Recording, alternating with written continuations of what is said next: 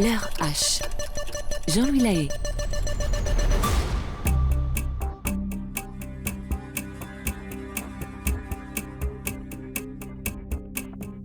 Le Rio Grande est l'une de ces magnifiques forces de la nature que la Terre abrite depuis des millénaires. Plus de 3000 km d'eau bleutée et claire qui trouve sa source au fin fond du Colorado et qui, de ses bras immenses, s'étend pour former sur près de 2000 bornes une frontière naturelle entre les États-Unis et le Mexique.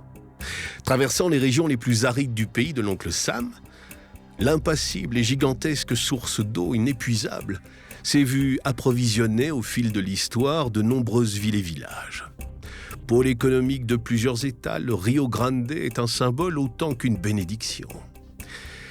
Notre histoire commence à Socorro. L'une de ces bourgades bercées par le Rio Grande est le soleil.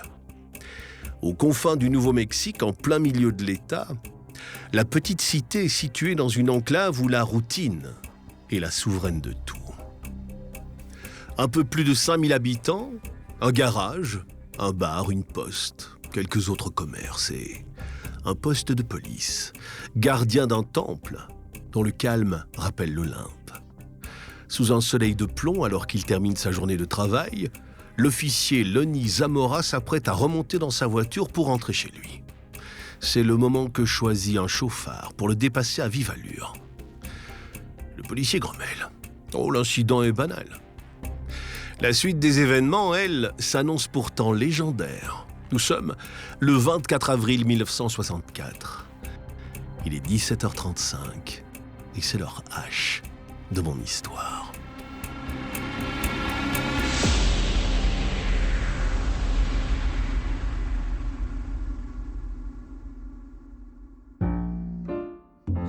Lonnie Zamora est l'un de ces hommes qui préfèrent une vie bien rangée au grand chambardement.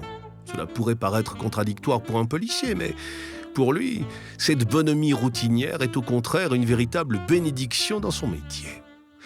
Quoi de mieux qu'un flic cultivant la quiétude au quotidien dans un monde qui va déjà toujours plus vite, toujours plus fort.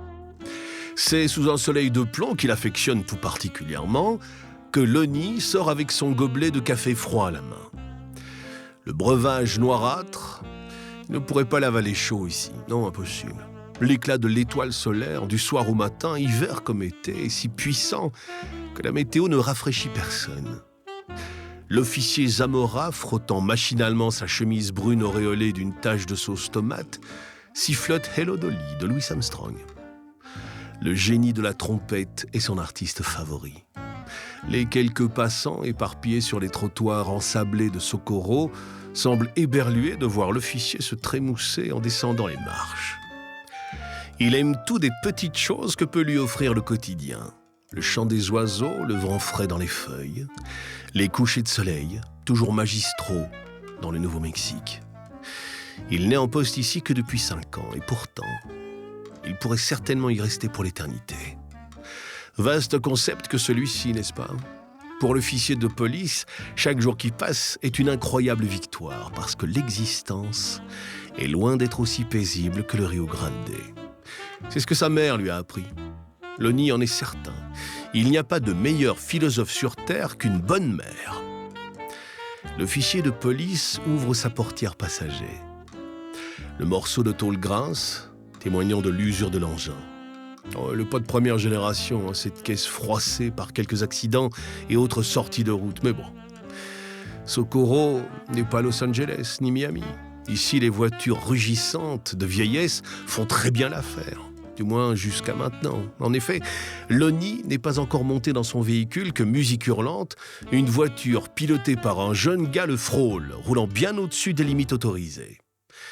Ni une ni deux, le mélomane arrête de siffloter, ajuste son képi et grimpe à bord de son véhicule, toute sirène dehors. Non mais oh, commettre une infraction devant mon nez, et puis quoi encore ? Il le connaît bien, ce gamin, en plus. Depuis qu'il est arrivé en ville, Zamora l'a pris la main dans le sac, à plusieurs reprises. L'énergumène sonne aux portes, joue des vilains tours au voisinage. Rien de malveillant jusqu'à présent. Mais là, il défie sérieusement son autorité, et ça lui vaudra certainement une amende. Puis bon, il va être raisonnable, cet adolescent attardé. Lorsqu'il va entendre les sonneries, il va s'arrêter. Penses-tu? Il n'en est rien. Au contraire. Le gosse, pied au plancher, accélère lorsqu'il remarque dans son rétroviseur la voiture de police dont la sirène rouge se distingue sur le toit. Il grille même un stop, puis 2. La poursuite s'engage, mais la lutte est d'emblée inégale. Le gamin fait l'idiot avec la toute nouvelle Cadillac de son père. Le policier, aussi motivé que possible, ne parvient pas à le rattraper. Tout juste l'aperçoit-il en parvenant à maintenir une distance de plus de 100 mètres avec sa proie. Ah, le gosse doit bien se foutre de moi, grommelle l'officier de police. Alors, il a certainement raison. Quelques virages et embardés serrés plus loin, sous les yeux médusés d'un voisinage seulement habitué à disserter sur l'imminence de l'arrivée de la pluie ou le maintien du beau temps, voilà que les 2 véhicules s'engagent hors de la ville, face au monstre d'acier, le soleil et le désert, qui s'étend au Nouveau-Mexique plus qu'ailleurs, à perte de vue. Mais là où les capacités de pilote de Zamora font des merveilles dans les virages sinueux du centre-ville, les longues lignes droites goudronnées sont le tombeau de son espérance. Le jeune homme s'éloigne, ne devenant rapidement plus qu'un point de couleur vif et lumineux à l'horizon. Un temps de latence a lieu alors dans l'esprit du policier, qui hésite à s'arrêter, et même à rentrer chez lui, comme il l'avait prévu. Non, après tout, il finira bien par le croiser, ce sale gamin aux allures de chauffard. À quoi bon se ridiculiser un peu plus au volant de son vieux taco? Lonnie ralentit donc, à la recherche d'une route secondaire qui pourrait lui permettre de faire sa manœuvre. Son regard est alors attiré par une lumière inhabituelle, au sud-ouest de sa position. L'homme s'arrête brusquement. Aussitôt, une détonation puissante et terrible parvient à ses oreilles. Dans le ciel, ne reste plus qu'une flamme immense, incandescente. Zamora ne s'inquiète pas. Des entrepôts de produits chimiques qui explosent à la suite d'une mauvaise manœuvre, c'est impressionnant. Mais pas si rare. Non. Rapidement après cet événement, pourtant particulièrement interpellant, son attention est ramenée vers un autre phénomène. En effet, c'est à ce moment, alors que son impossible poursuite s'est terminée, que sa vie bascule. Au fond d'une mesa, là, tout près, il repère une tache blanche, luisante. Zamora attrape sa radio, la machine grésille, avant de le mettre en relation avec ses collègues. Centrale, oui, je me situe à la sortie de Socorro. Il y a une voiture retournée près de ma position. Je me rends sur les lieux. Lonnie aurait dû mieux regarder. La routine et l'innocence, notions qui lui sont si familières, se fracassent dans le ciel printanier du Nouveau-Mexique. Le policier vient de sauter dans l'inconnu, à pieds joints. Péniblement, la voiture s'engage sur la route cahoteuse et non goudronnée qui semble interminable. Le bas de caisse est victime de pierres qui dansent sous les pneus usés de l'engin. Zamora, fenêtre ouverte, ne quitte pas des yeux ce qu'il a cru être une voiture. Rapidement, sa perception de la chose change. Plus il se rapproche, moins ce qu'il observe lui semble connu. Baignant sous la lumière du soleil, une forme grise, longue, immense et comme posée sur le sol. Mais c'est pas tout. Le policier doit attendre d'avoir atteint le fond de la mesa pour s'en rendre compte, mais 2 formes humanoïdes se trouvent au pied de l'engin, marchant autour comme pour détecter une panne.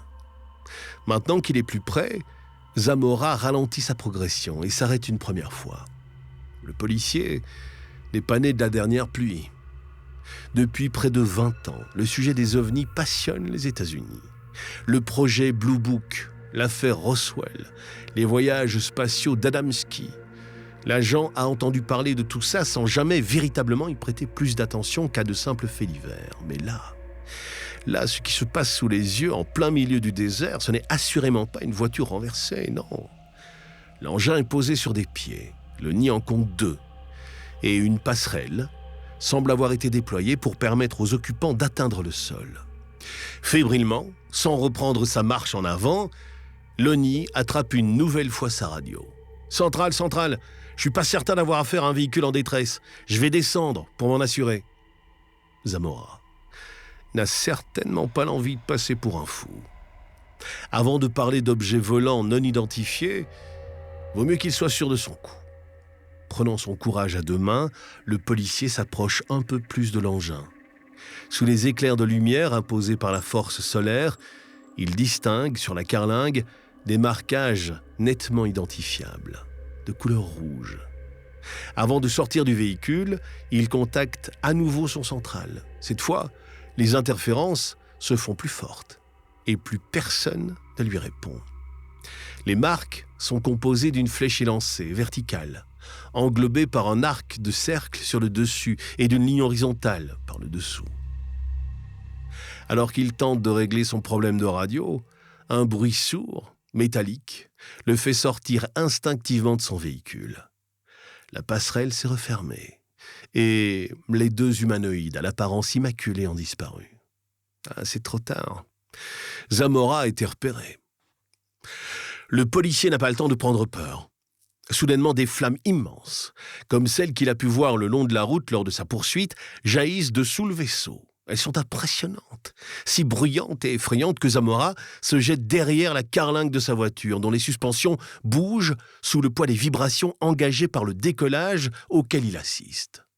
Impossible pour lui de sortir de sa cachette tant que le jet de feu est présent sous la machine. Ce n'est qu'au bout de quelques secondes que le calme succède à la tempête. Zamora se relève et se rend compte que le vaisseau ne bouge plus, qu'il reste figé à une hauteur d'un peu plus de 7 mètres du sol. C'est comme si le policier était observé. Le nid peut ainsi étudier les marquages, la forme de l'engin aussi, dessinée comme une balle de munitions géante, luisante d'argent ou d'aluminium. Puis, lentement vers l'ouest, dans un train de sénateur, la machine volante quitte la zone comme un zeppelin voguant vers une nouvelle destination. L'espace de plusieurs minutes, au milieu de ce désert se drapant des habits du mystère, Zamora perd pied totalement. Il se persuade d'être devenu fou. Il attrape un calepin dans sa boîte à gants, griffonne ce qu'il a vu. Non, pas de doute, voilà qu'il vient d'être témoin de l'impensable. Un ovni est apparu sous ses yeux, en plein milieu de l'océan de sable. Maintenant que ses idées redeviennent plus claires, que va-t-il pouvoir faire ? Qui contacter ? Qui va le croire maintenant, lui qui a vu l'inénarrable ? Sa radio dans les mains, Lonnie n'hésite pas longtemps. Il y a un homme qui va l'aider sans le juger, un ami proche, qui jamais ne le prendra pour un hurluberlu. Le sergent Chavez. Ce dernier, lorsqu'il reçoit la transmission, a la tête qui tourne. Mais il prend aussitôt la direction de la zone avec la peur au ventre. Sam Chavez n'est pas le dernier des policiers de la ville de Socorro. Il est un agent de l'État. La police du Nouveau-Mexique est un organe de l'administration qui pèse au moment de prendre des décisions importantes. Lorsqu'il arrive sur les lieux, il est tenaillé par une appréhension bien compréhensible, à la suite des informations données par son ami Lonnie. Il retrouve ce dernier en train de dessiner frénétiquement sur son calepin. Saisi par ce qu'il vient de vivre, Zamora est totalement paniqué. Il ne parvient pas à aligner 2 phrases sans se prendre les pieds dans le tapis. À plusieurs reprises, Chavez lui demande de lui expliquer ce qu'il vient de voir. Et il faudra plusieurs dizaines de minutes aux 2 hommes pour se comprendre. Mais le policier de l'État est sûr d'une chose. Zamora n'est pas un menteur. Lorsque Chavez comprend qu'un ovni se trouvait dans le ciel du Nouveau-Mexique, son estomac se tord d'appréhension. Il fait répéter son ami une 2e fois, comme interloqué par la possibilité que tout cela soit vrai. Et puis, son courage reprend le dessus. Lonnie, lui, n'en est pas là. Il tremble comme une feuille, mais Chavez gonfle les muscles et apostrophe son collègue. « Allez, Lonnie, le mieux à faire, c'est de descendre voir. » Comme un gamin, Zamora recule, apeuré.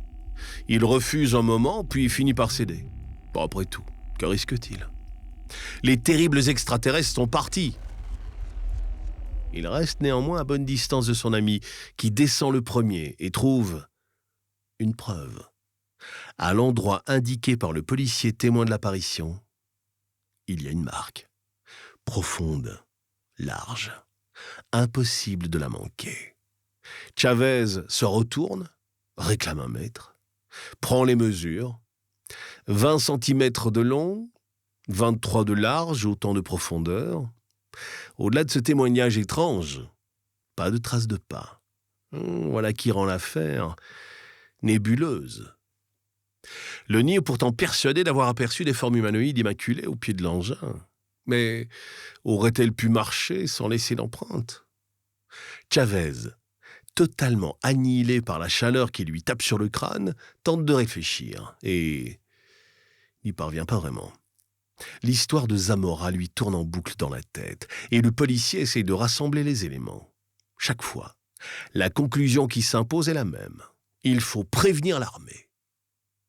Non loin de leur position, une base militaire pourrait certainement les aider, mais il va falloir convaincre Zamora de raconter son histoire, de quitter l'ombre pour gagner la lumière. Lonnie, tu sais, cette affaire est trop grave. Va falloir prévenir la base de White Sands. Viendront nous aider. Zamora ne bronche pas. Il n'a pas le choix, il le sait. Pourtant, pour lui, c'est une véritable boîte de Pandore qui s'ouvre. Celle de la notoriété, avec tout ce que cela implique. Lorsque la base est informée, elle envoie sans attendre une délégation dirigée par un officier. Les militaires sont alors persuadés d'avoir affaire à quelque chose qui dépend de la responsabilité des forces armées ou aériennes de l'oncle Sam. S'insinue néanmoins dans les esprits la crainte de faire face à une sombre histoire d'espionnage soviétique ou d'un autre pays ennemi. Après tout, moins d'1 an après l'assassinat de JFK, la sécurité nationale est une préoccupation de premier plan. Mais une fois sur place, les militaires doivent se rendre à l'évidence. Ce qu'il s'est passé sous les yeux de Lonnie Zamora est particulièrement interpellant, pour ne pas dire bizarre. 2 éléments en particulier viennent heurter leur rationalisme. En premier lieu, ils observent eux aussi la fameuse marque découverte par Chavez dans le sol. Et puis, un buisson, tout près de la zone de décollage, est carbonisé. D'un seul côté, cependant, comme s'il avait été la victime d'un lance-flamme ou d'un réacteur. Une réunion de crise est menée à même la zone. L'officier, chargé de faire la lumière sur l'affaire, prend des pincettes. Diffuser la nouvelle, c'est prendre le risque de déchaîner les passions, dans un contexte au sein duquel l'opinion est en alerte au sujet de ces fameux ovnis. Voir débarquer une horde de jeunes fascinés par les soucoupes, c'est garantir le piétinement de la scène. Sans parler du phénomène de bouche à oreille qui, dans ce genre de cas, correspond bien souvent à un embrasement de la sphère médiatique. L'officier va donc prendre 2 mesures qu'il souhaite voir appliquées de manière stricte. Le lieu de l'apparition est classé zone de haute sécurité et mis en quarantaine. Son accès devient donc strictement interdit, le temps de l'enquête. D'ailleurs, l'un des policiers de l'État du Nouveau-Mexique, appelé en renfort par Chavez, se voit confisquer son appareil photo. Il ne le reverra jamais plus. Pendant que le lieu du crash est passé au peigne fin par les autorités, Zamora et Chavez restent à l'écart, ahuris de voir que leur histoire est traitée avec autant de minutie. Eux qui pensaient être pris pour des dingues. En réalité, l'armée est à la recherche du moindre élément qui pourrait les faire passer pour des menteurs, mais elle ne trouve rien. Et les sceptiques n'ont pas fini de s'interroger, c'est le moins que l'on puisse dire. Les langues autour de la petite ville de Socorro commencent à se délier. Et sans connaître les tenants et aboutissants du récit de Zamora, un homme va parler. Il s'agit d'un autre témoin, un pompiste, qui semble avoir lui aussi observé le phénomène. Un engin volant ovale et en argent, tranchant le ciel à une vitesse ahurissante. Non, il est clair que l'affaire Zamora est loin d'être terminée. Au contraire, elle ne fait que commencer.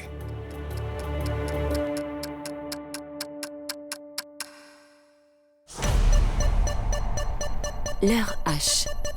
Jean-Louis Lahaye.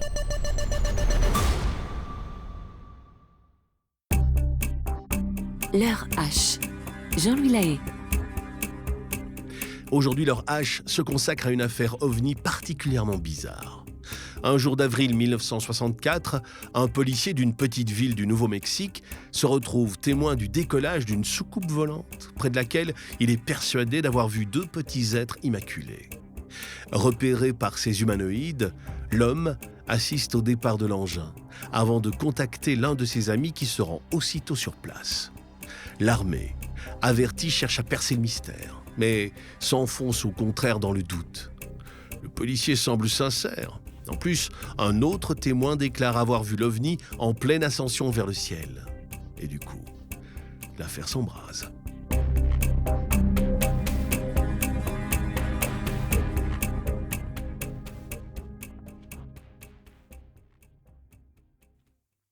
Nous sommes le 24 avril 1964, toujours à Socorro. La périphérie de la ville est agitée par les allées et venues des militaires venant de la base de White Sands. Personne n'est encore au courant de ce qu'il se trame un peu plus loin, dans le désert immense. Personne ? Pas tout à fait en réalité. À la pompe d'une station-service située à la sortie de la ville, un homme est en train de ravitailler la camionnette d'une famille qui file vers la frontière mexicaine pour une semaine de vacances. Et ce pompiste, jamais avare de discussions avec ses clients, avoue à ces gens l'impensable. En début d'après-midi, il a vu passer non loin de lui une soucoupe volante, ovale et d'argent qui filait vers le ciel à une vitesse totalement ahurissante. Le père de famille, incrédule, se demande bien dans quoi il est tombé. Sur le ton de la boutade, redressant sa mèche blonde, il lâche au pompiste ces quelques mots. « Et pourquoi n'avez-vous pas appelé la police ?» En réponse, le jeune gars se redresse, un sourcil relevé, marquant par là même sa surprise. « Vous n'êtes pas obligé de me croire, hein, monsieur, mais juste avant, j'ai aperçu une voiture de police qui passait sur la colline, juste là-bas. » Il pointe du doigt l'horizon d'une main ferme. Le père de famille remonte dans son véhicule, plus intrigué qu'autre chose. Sa femme ne semble pas rassurée. Il ne souhaite donc qu'une chose, lever le camp et s'éloigner de cette région de fous. Le pompiste, pourtant, ne va pas être échaudé par cette réaction contrastée. Au contraire, il va continuer de raconter son histoire à qui veut bien l'entendre. C'est ainsi que l'information va tomber dans l'oreille de journalistes de la presse locale. La boule de neige, lancée, va devenir inarrêtable, pour le plus grand malheur de l'armée et de Lonnie Zamora. Si les forces armées américaines comptaient garder l'affaire discrète, c'est raté, à la suite du témoignage du pompiste. La presse régionale, mise au courant dans la soirée, harcèle le poste de police de Socorro pour recueillir le témoignage de Lonnie. Il devient bientôt totalement impossible de mettre un couvercle sur l'eau qui bout. Dès le lendemain matin, le 25 avril, les gros titres ne portent qu'un seul et unique nom. OVNI. Comme c'est souvent le cas depuis les affaires de la fin des années 40, les médias nationaux, très rapidement, cherchent à comprendre ce qu'il se trame et donnent aux événements du Nouveau-Mexique une importance ahurissante. L'armée de l'air se retrouve bientôt contrainte de communiquer et adopte une nouvelle position qui, disons, va laisser perplexe bon nombre d'observateurs. Le 25 avril, l'officier mandaté fait passer la zone au peigne fin à l'aide de détecteurs de métaux, mais ne trouve rien qui prouverait une intervention extérieure. Cela contredit encore un peu plus la thèse d'un canular.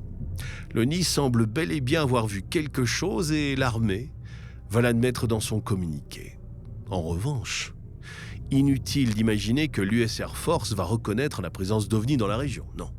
Ce que Zamora a vu, ce serait un engin militaire américain développé par les services secrets ou les agences gouvernementales.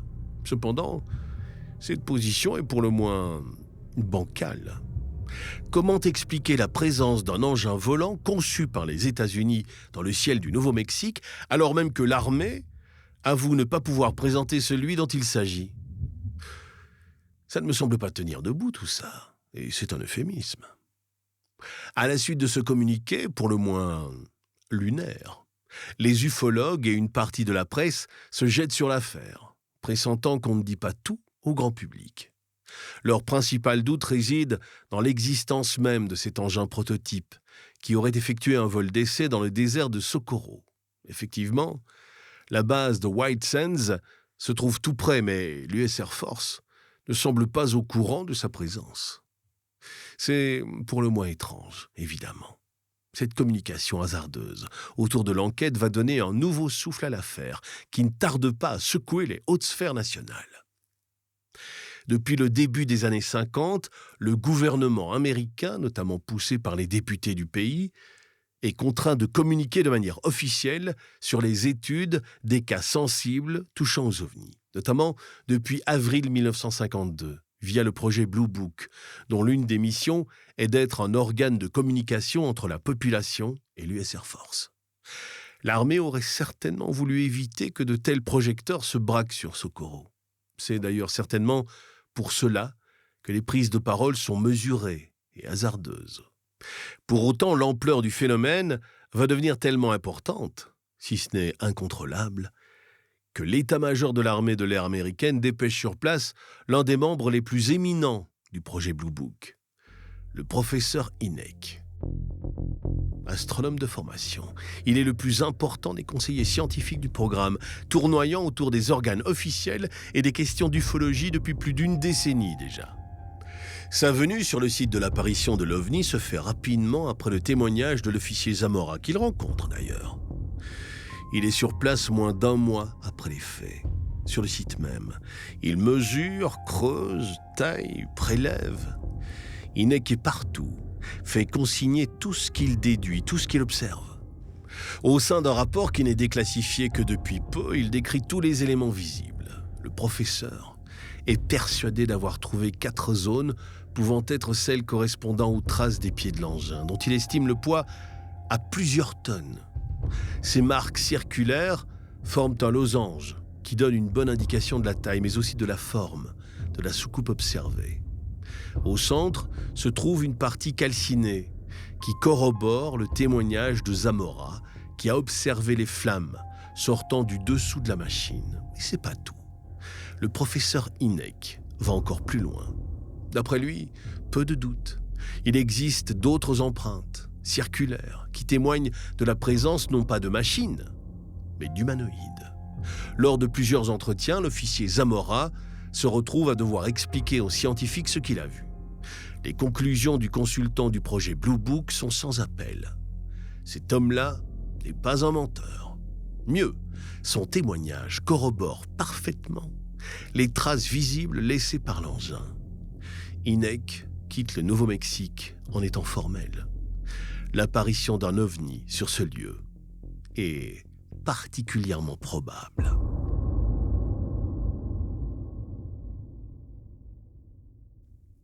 Pour autant, officiellement, Blue Book va se ranger derrière la version défendue au préalable par l'US Air Force.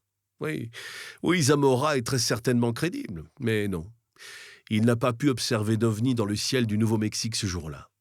Néanmoins, Jérôme Clark, un ufologue de la fin du XXe siècle, déclare avoir eu dans les mains une note écrite par Hynek, datée du 20 mai, dans laquelle il affirmait que l'Air Force se trompait au sujet de l'affaire de Socorro.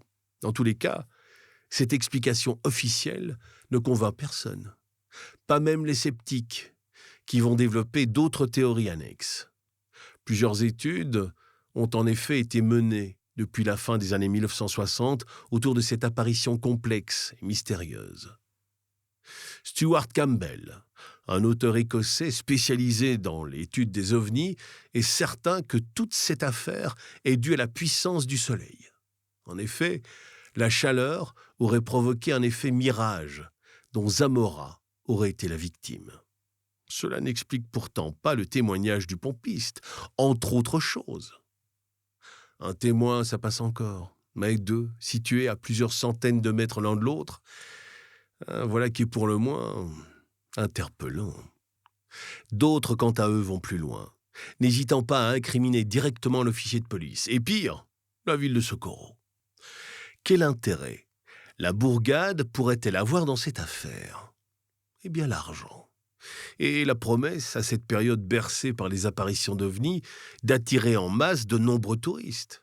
Et puis, il y a l'hypothèse d'un canular monté de toutes pièces par entière. Et pas n'importe lequel. La petite ville de Socorro est la terre d'accueil de l'Université technologique du Nouveau-Mexique, qui forme de nombreux cracks. Plusieurs auteurs, parfois en reprenant des témoignages du personnel de l'école, évoquent une blague fomentée par des étudiants. Le directeur de l'établissement est même de ceux-là, affirmant avoir eu dans son bureau les coupables potentiels qu'il n'a jamais dénoncés. Le garnement aurait fabriqué l'engin à partir d'un ballon et d'une bougie. Certainement une grosse bougie, alors, puisqu'il a été capable de carboniser la moitié d'un buisson. Trêve de plaisanterie. L'affaire divise autant qu'elle s'enlise. Le camp des sceptiques s'oppose à celui des ufologues et de ceux qui croient l'officier sincère. C'est d'ailleurs lui, on a tendance à l'oublier, qui se trouve le plus au cœur du réacteur. Lonnie Zamora va mal vivre cette lancée sous les projecteurs. Si bien qu'une fois le souffle de la bombe médiatique atténué, il ne va chercher qu'une chose, disparaître. Aveu de culpabilité ou démonstration parfaite que la pression médiatique peut broyer un homme. Le débat aujourd'hui n'est toujours pas tranché.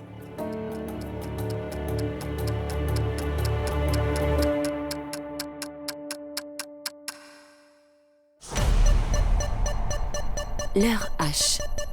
Jean-Louis Lahaye.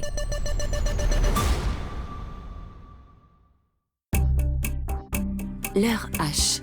Jean-Louis Lahaye. Aujourd'hui, leur H se consacre à l'affaire de l'OVNI de Socorro, au Nouveau-Mexique. Secouée par l'apparition d'une soucoupe volante, identifiée par un policier et d'autres témoins, la bourgade se retrouve au cœur du réacteur. Le caractère mystérieux de l'incident, assurément, participe à entretenir le débat. La petite ville, tout comme le policier, Lonnie Zamora, se retrouve sous les feux des projecteurs. Mais tout le monde n'est pas fait pour devenir aussi brillant qu'une étoile. Et l'officier Zamora, peut-être encore plus qu'un autre, n'aspire qu'à une chose, la discrétion.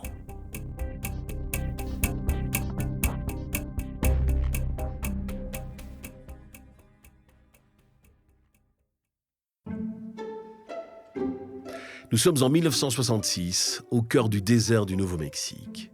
Voilà 2 ans que l'incident vécu par Lonnie Zamora s'est déroulé. L'homme croule sous les demandes d'interview et Socorro voit défiler les caméras et les journalistes comme si elle était l'une des villes les plus intéressantes du pays. Le café de la bourgade s'est drapé de décors en forme de soucoupe. Les pompiers de la ville, de leur côté, ont même grimé leurs véhicules de petits dessins évoquant les petits hommes blancs venus d'une autre planète. Paul Reddings, président de la petite chambre de commerce de la localité, a flairé le bon coup. Il a abandonné ses ceintures à grosses boucles et ses Santiago, leur préférant des costumes un peu passés, mais plus attrayants pour les caméras, qui défilent devant sa boutique. À vrai dire, l'homme à la cravate fleurie se fiche pas mal de la véracité de cette affaire et de ce qu'elle peut contenir de fiction ou de canular. Ce qu'il voit, lui, ce sont les touristes qui défilent et qui ne trouvent rien ou si peu pour contenter leur curiosité ufologique. Alors Reddings a une idée qu'il s'apprête à présenter au maire de Socorro, celle de financer une aire touristique à la pointe. Elle pourrait accueillir des caravanes, des boutiques souvenirs et pourquoi pas même des guides qui seraient chargés de faire visiter la zone de l'apparition. Reddings est un opportuniste.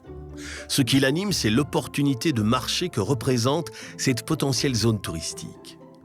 Le maire l'écoute attentivement, des dollars au fond des yeux. Oh, évidemment qu'il est intéressé, d'autant que Reddings propose de financer une partie du projet, contre une part d'intéressement, évidemment.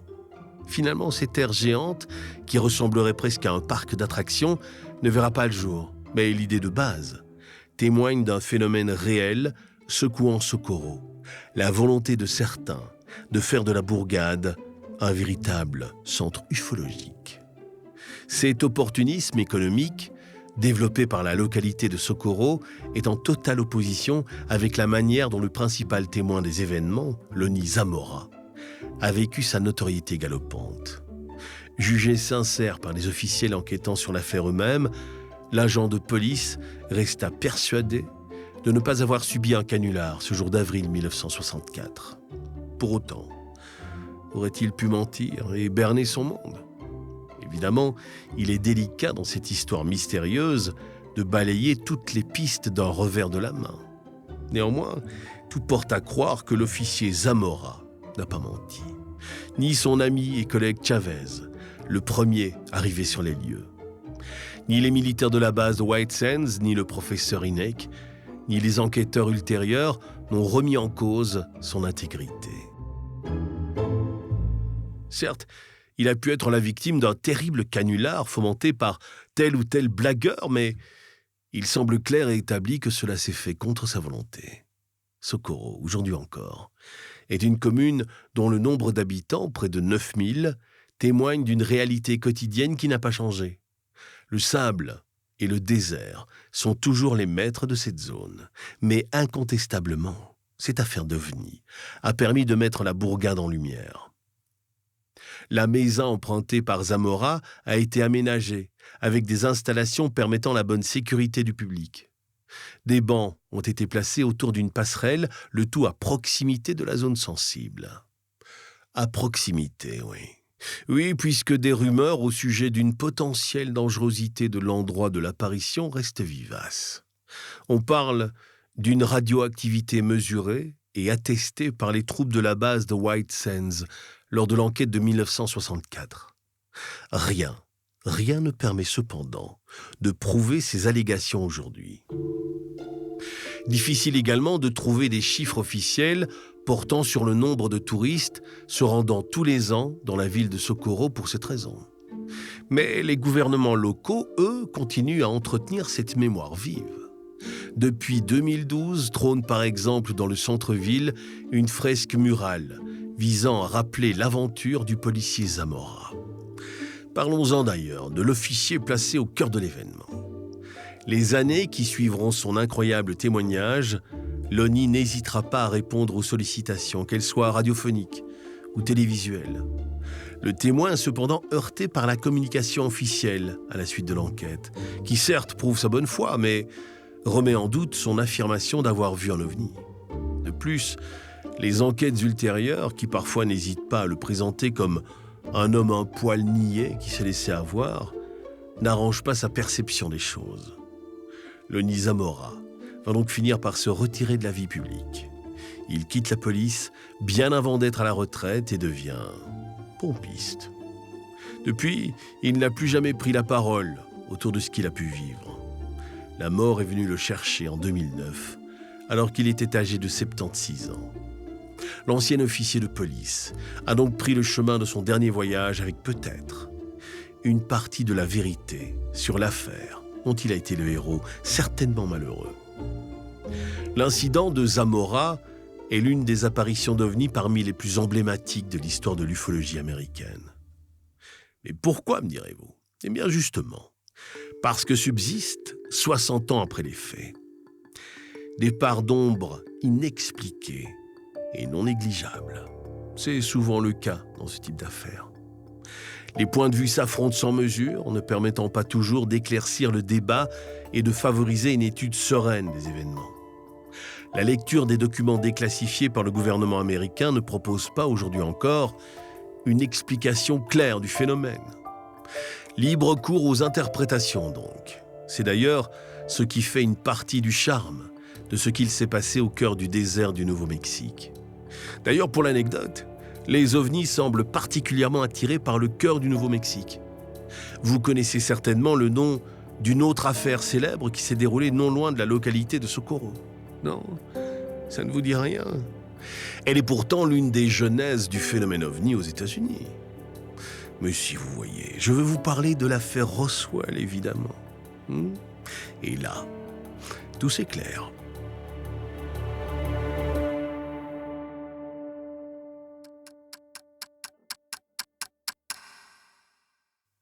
Voilà pour cette histoire que j'ai eu le plaisir de partager avec vous grâce à la plume de Valjean. L'heure H. Jean-Louis Lahaye.